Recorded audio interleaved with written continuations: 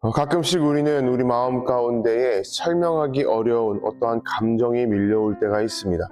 그게 마음 벅찬 감정도 있지만 분노에 빠뜨리고 또 힘겹게 만드는 그런 부정적인 감정도 많이 있죠. 그러다 보면 누군가 물어보았을 때 그냥 힘들다라고 말할 수는 있지만 왜 힘든지 정확하게 설명하기 어려울 때도 있습니다. 혹은 설명하기에는 너무 큰 일이 닥쳤을 때도 있습니다. 그런데 이상하게도 우리는 그러한 어려운 일에 대해서, 감정에 대해서 다른 사람들에게는 내 감정이 어떻다라고 말을 할 수는 있지만 하나님께는 선뜻 말하지 못할 때가 많이 있습니다. 주님, 제가 화가 납니다. 제가 지쳤습니다. 너무나도 어렵습니다. 라는 말을 선뜻하기 어려운 것입니다. 마음속으로는 이미 수도 없이 쏟아내고 있지만 막상 기도하려고 하면 입이 닫혀버리고 마는 것입니다. 입술로는 아멘이라고 말하고 할렐루야를 외치고 있지만 마음 깊은 곳에서는 여전히 전혀 모르겠습니다. 왜 나에게 이러한 일이 생기는지 나는 이해할 수 없습니다. 라는 말만 계속 맴돌게 되는 것입니다. 그런데 더 큰 문제는 그러한 마음을 하나님께 가지고 나가지 못한 채 계속해서 하나님께 내어놓지 못하고 털어놓지 못한다면 결국 하나님과 멀어지고 만다는 데에 있습니다. 오늘 본문에서 욥은 아주 하나님을 향해 거친 말을 합니다. 하나님이 나를 억울하게 하셨습니다 라고 말을 하고 있는 것이죠. 지금 내가 어떤 어려운 감정, 힘든 감정, 분노의 감정에 휩싸였는데 그 원인은 오직 하나님입니다 라고 외치고 있는 것입니다. 이 말은 완전히 무너진 사람이 겨우겨우 붙잡고 있는 그런 마음을 하나님 앞에 쏟아낸 것이다 라고 할 수가 있습니다. 아시다시피 욥은 하루아침에 정말 수많은 것들을 잃었습니다. 그때 욥의 친구들이 나타나 욥을 위로했지만 결국 위로보다는 욥의 아픔과 원인을 설명하려고만 했고 욥을 정죄하려고만 했던 것을 우리는 다 알고 있습니다. 네가 무언가 잘못했기 때문에 이러한 일을 당하게 된 것이 아니냐 라고 욥의 친구들은 결국 욥을 향해 손가락질했던 것이죠.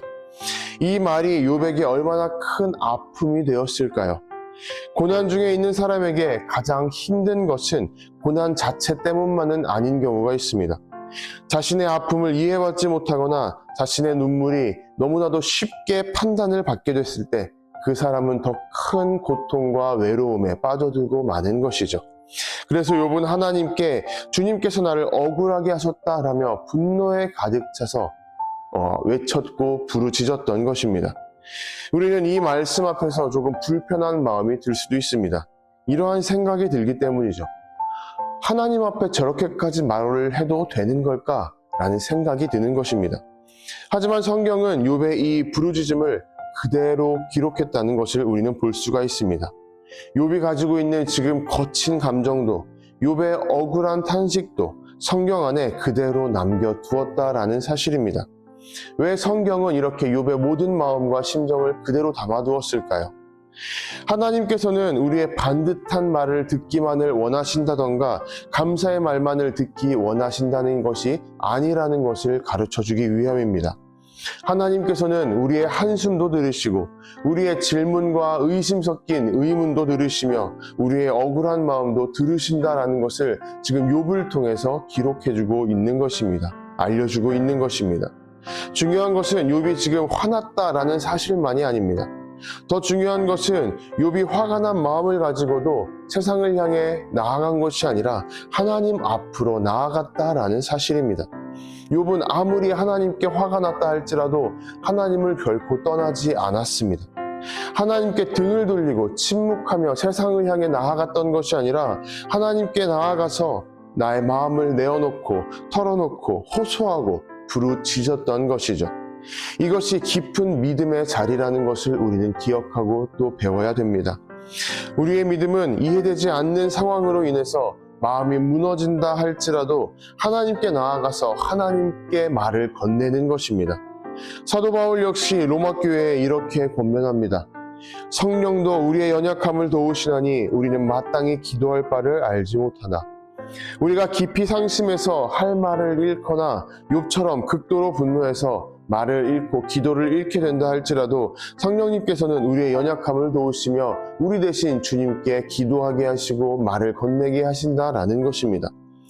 이렇듯 기도는 완벽한 사람, 그리고 전혀 부정적인 마음이 없는 사람만이 주님께 나아가는 것이 아니라 주님 앞에서 자기 마음을 숨기지 않는 사람이 주님께 드리는 것입니다. 중요한 것은 감정을 없애는 것이 아니라 그 감정을 들고 어디로 향해 나아가느냐입니다. 화가 난 마음도 하나님께 가져간다면 그것은 기도가 될 수 있습니다.